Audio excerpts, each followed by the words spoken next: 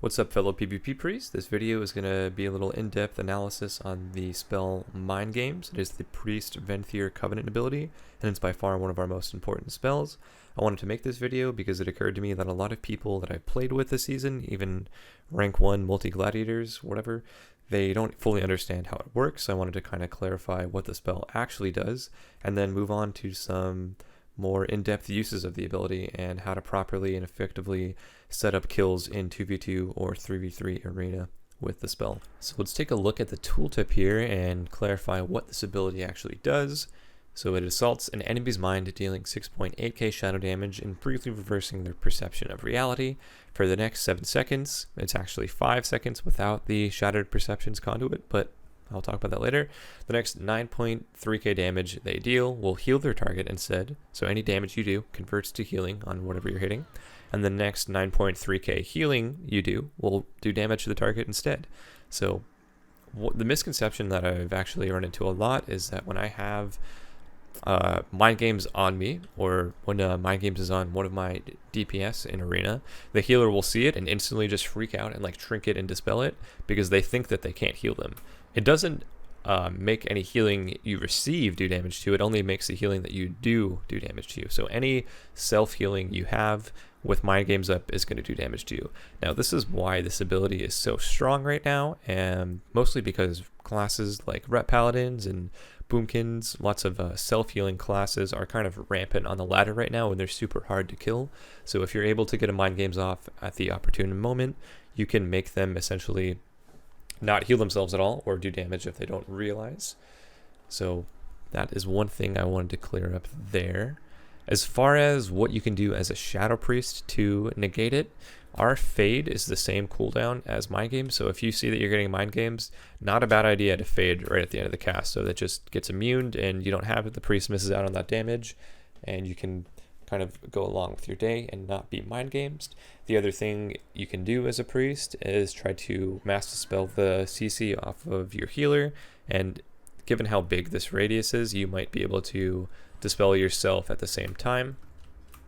There's a couple things you don't want to do with Mindgames up. If you're low HP, your Dispersion will do damage to you instead, and your Desperate Prayer will do damage to you instead, your Shadowmen. So just never heal yourself with Mindgames. Kind of make it a point to stall your damage and try to prolong the game. Do whatever you can to get your healer out of CC and get that debuff off of you.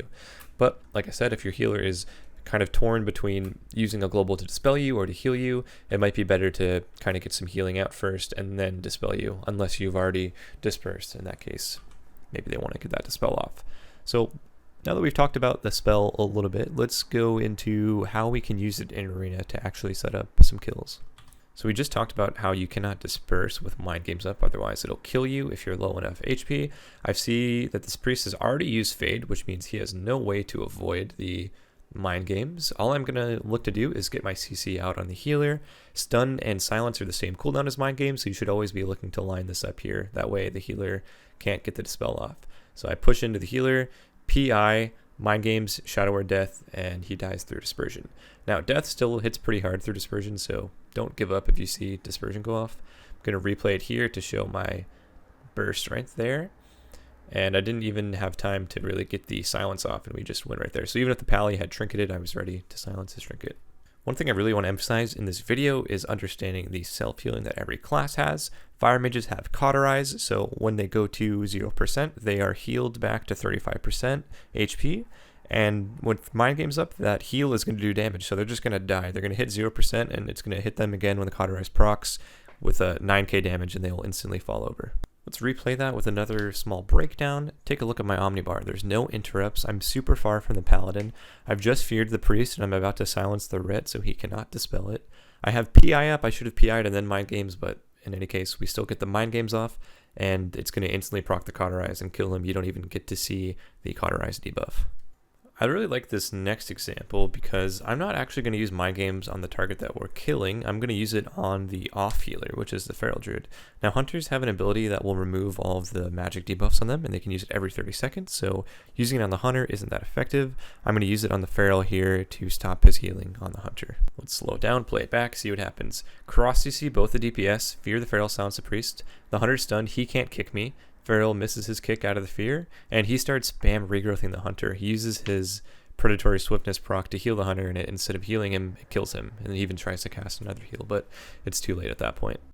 Mindgames also takes on a whole new level of insanity when you have a UA lock on your team, because if he gets a UA up on the healer and you Mindgames the healer, that healer cannot heal for 7 seconds. It's just straight up 7 more seconds of CC. So you see the healer just running away, waiting for the debuff to fall off, trying to heal himself, and since I have that conduit and it lasts 2 extra seconds, we end up winning that game.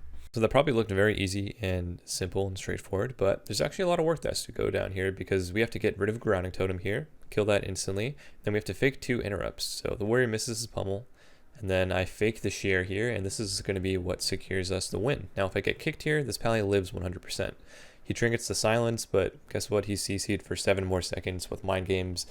If he dispels himself, he's just instantly dead to like a 10k UA hit, so we're just going to target him and watch him die. The thing I want to point out in this video is the amount of effort that we have to use to make sure that the Mindgames is actually useful. So first, we have to make sure that there's UA on the paladin so he gets punished if he tries to heal or dispel. Second, we have to make sure we don't get kicked. We've already forced bubble going on him, so we know we have to fake the rogue kick and the mage kick, and then once those are gone, we should be able to get it off. We're able to stun him in the open. I get the Mindgames off, just trinket the KD to make sure we actually get it. And even though I get sheeped here, I could have deathed it, I could have melded it, I could have done a lot of things, but you know what, sometimes you win even when you make mistakes, and that's what happened there. Now, even without the extra effect of the reversed healing and damage, the actual hit of Mindgames itself hits like a truck. I mean, I just crit that guy for 10k.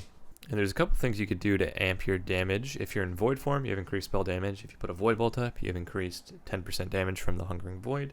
And then the Shadow Priest Mastery is per dot you have on the target, you deal increased damage as well. So most insane burst window is VT, Shadow Word Pain, DP, void form, void bolt, and then Mindgames will do the maximum damage. I didn't even have the DP up here, I think, and we still just one-shot him. Oh, I also wanted to mention that locks can't kick you if they don't have a pet out and they're CC'd. So while he's stunned, I know that I can free cast there. Also wanted to include an example of a Ret Paladin in this video because they're very common and they do insane healing. Now, as soon as we get CC on the healer, I Mindgames the Ret. He's unable to heal himself, and I'm able to just chase him down and kill him.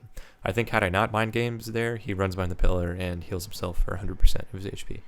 It's also really strong against Resto Shamans because they have something similar to Cauterize called Nature's Guardian, and whenever they fall below a certain health, they're instantly restored to like 50% or 35% HP or something like that, and it triggers automatically. They can't control it. So if you have a shaman that's getting bursted and they're going to be in a stun where they can't dispel it, really strong to get that Mindgames off. I'm also mentioning this because often we're going to be playing with Resto Shamans, and if you see a priest casting a Mindgames on your shaman, that's going to be devastating. Either try to interrupt the priest with silence or mass dispel that off your shaman so you can continue.